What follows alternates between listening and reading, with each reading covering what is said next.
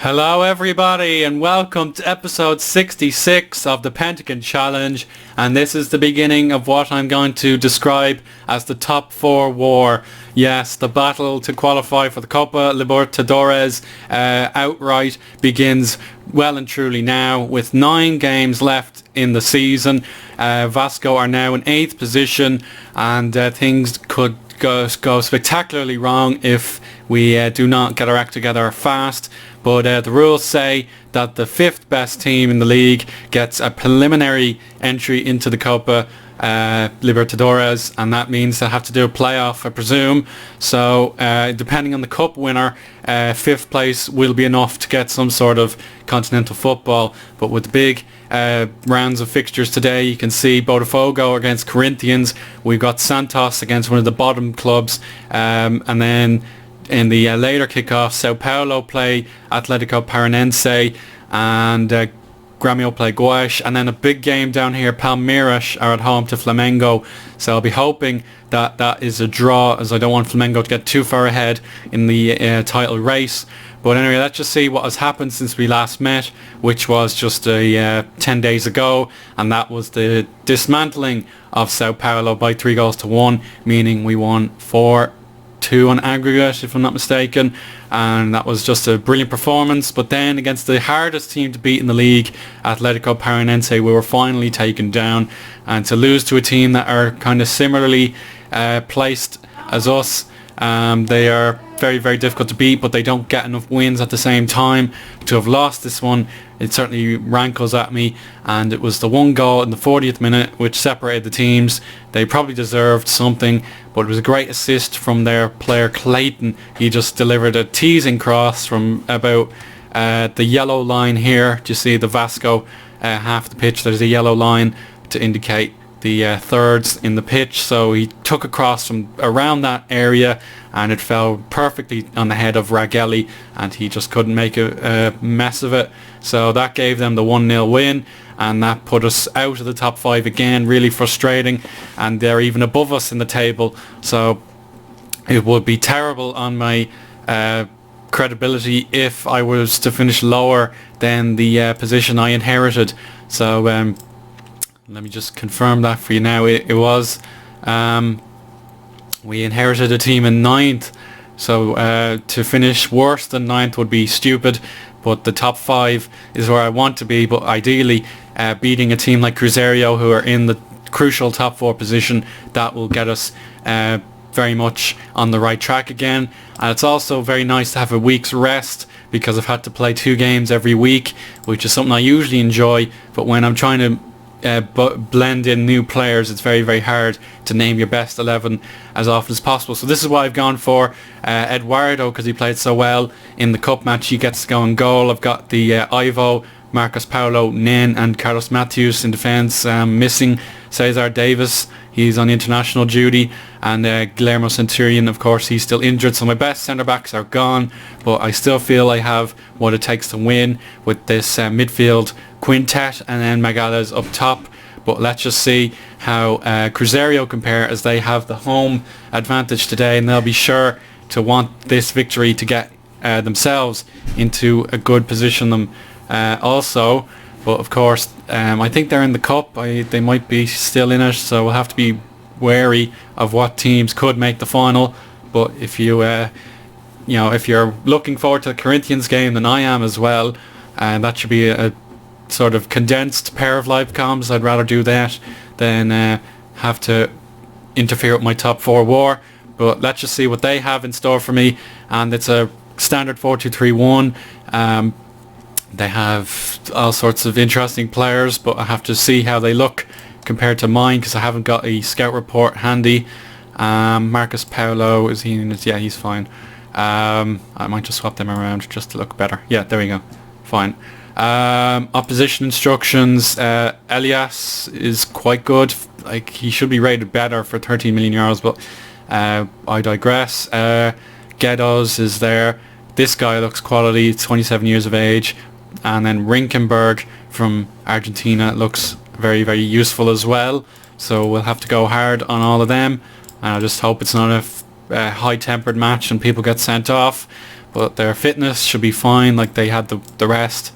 That guy isn't so good, but I think they're fine otherwise. So now team talk time.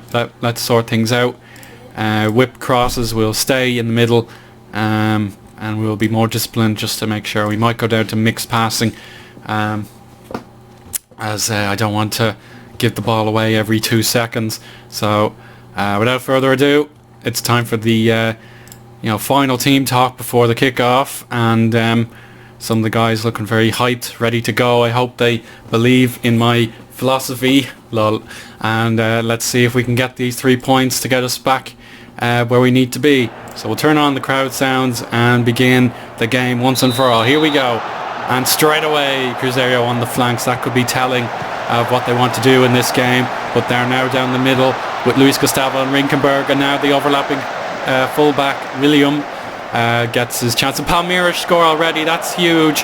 Palmeiras, the 5th place team, already in the lead. That puts Flamengo in real trouble. But the least we can do is get on to 50 points and catch up to whomever are ahead of us. And here's a chance for Elias. What a save by Eduardo, who I'd love to buy from Roma at the end of the season. I don't know if they need him, but either way I'd like to put in a bid at the end of the year. And here's Corecha down the other end. Good save from their keeper.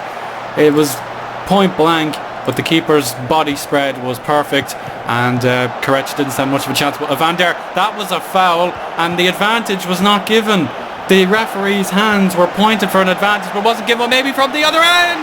It's it's Evander. Well, I was just having a go at the referee, and the advantage was not played, but I'm kind of happy it wasn't, as we got the ball straight back, and my boy Evander scores. Now Magalhães tries for a second goal in quick succession, but that's not going to happen. So the league, as it stands, we're in 7th place. We don't gain much, as Santos and Paranense have all scored. I'm going to ask for a bit of creativity now. We're the better team. Paranense go 2-0 up against Sao Paulo. What a dreadful situation they're in. Passing is good, crossing not so good. I think we'll turn that off, and we'll mix up the crosses again. We'll turn that off and carry on with our play. With Cruzerio better on possession, but as long as we get forward, I'm happy. So I'm going to have a push, see if we can get that second goal before half time. Gremio with 3-0 up, and Santos go top of the league. Magalhães, Alexandre, still muddle in the box. Lucao, what a save with his outstretched arm. He didn't make a dive for it, he just leapt off his feet, but didn't stretch towards the ball. He just got his arm out.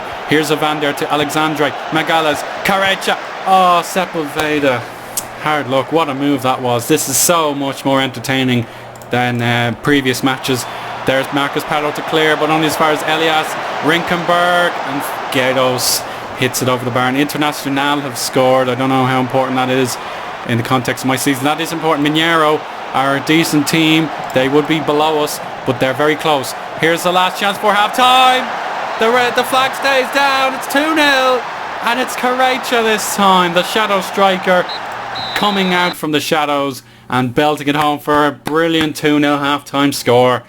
And everybody looks absolutely raring to go. Magalhães must be playing as the assistant today. He's got an 8.0 despite not even scoring.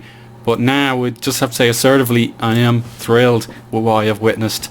And now let's just continue the barrage, get more goals, and I will be a happy bunny, and we will be poised for a top 5 battle as things stand. But we are within 7 points of the league leaders, but Flamengo have 56 points, which seems to be their back in the game. I don't know.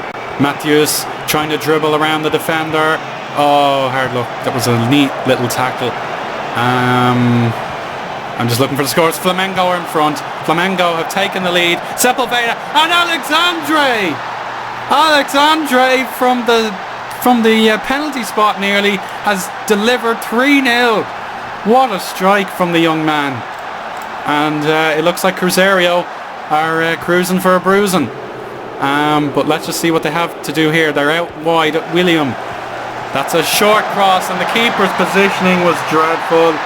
And now we've given them a route back into this game. I'm not impressed. We seem to be switching off here. But let's just lower the tempo a little bit. We don't need to take any risks and let them back in the game. Given away, Alexandre couldn't collect. Here's Lauder to Guedes. Gustavo kept in by Guedes. This is a real opportunity for 3-2. What a clearance off the line by Paulo. Well, the keeper was in, he was in real danger of conceding a goal there, but brilliantly worked by the centre back who's on loan at the club this year. I think we'll have to make a change. We're not looking too healthy this half. Who can I take off? Everyone in the attack is doing well, but I don't want to necessarily take off a defender at the same time. Well, I will go back to stick to positions and retain possession. We don't need to do anything silly. Well, I'll try and preserve Sepulveda. No, I don't know. I'll try and preserve Evander. I think he can come off. He's done a good job. But I will have to make some sort of defensive change. So how... I don't know how I'm going to manage that. Ronaldo can play centre back to a certain extent, but I don't want him injured. But at the same time, I don't need another centre back injured. So I'll play Ronaldo. He can do a little bit of a job for me. We'll make him a ball playing defender, maybe. Yeah, I've had to think about that one. I'm sorry. So we'll bring on those two guys and see if we can make it 4-1 or avoid 3-2, because I don't want to be leaking all those goals when I have to play defensively. So tighten up time. Santos at 3-1 up, no problem for them. They've made other changes. I need to respond. Yeah, definitely. Haven't noticed. Here's Lauder. Mark him up tightly. We need to get on Ismail Silva also. He's an attacking minded player. Perfect. And Jorge Acosta will just tighten or close him down. But here is Acosta now. Lauder, good tackle by Paulo. Valencia, good chance, but it's wide. And now we're down to 7th. What a league we're playing in here. So we'll go defensive now. We'll make one last change. So waste time, back to normal tempo, and we'll wait for that to kick in. Yeah, okay. And now my final change. I think we can play Barrios. He's not going to be leaving the club anyway. He can take over from Cruzerio. That should do, no problem. Bang. And he comes. So it's Cruzerio down to 4th place, but we are just 2 points behind them now. Show some passion. Oh, you're exhausted, guys. We just need to hold on for 4 more minutes. Eduardo listens to my call of action and gets down to save. And that's off the bar. Oh, the keeper had no chance this time, but Cruzerio are trying to batten down the hatches. Megales just couldn't reach it. Lucao clears. An unmarked Valencia. Over to Lauder. That's a great pass. Lovely tackle though. And this is the counter-attack. Megales out wide. An unmarked Fonseca now. Leandro tackled Megales. Couldn't pass as well. Ronaldo to Ivo. And now it should be a clear out. Yes, perfect. It's 3-1 at full time. We didn't quite win both the halves, but we do get those vital 3 points to believe in ourselves again after that one defeat. So my career at Vasco has started very promisingly, but I'm not going to get carried away. We still have plenty to do with 8 more games left in the season. But man of the match, despite not scoring, it is Megales, and he got just the 1 assist, but he must have contributed so much to our attacking play that it made such a difference. But Paranense still above us in the table. Palmeiras, you can see how punishing the league is. They go from the 5th position to all the way down to 8th, having wasted their game in hand. So 8 games to go. Flamengo remain the league leaders. Santos stays 2nd with Grêmio and Cruzerio swap places, and it just leaves a really fascinating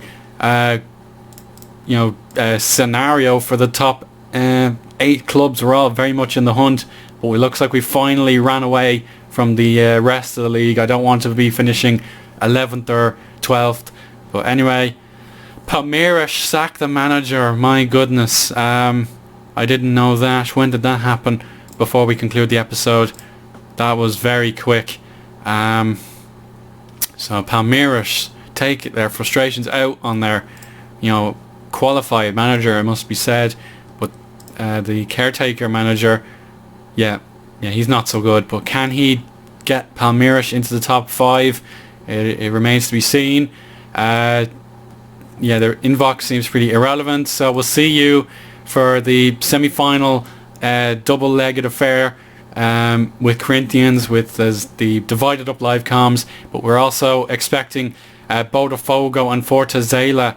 They're two teams that will not qualify for the Copa Libertadores through the league. Very unlikely. So getting to the final will be half the work, but it could be the decisive blow to any other club hoping to get into the continental tournament. So thank you very much for watching, and we'll see you for those cup games, and I hope you enjoyed. Bye bye.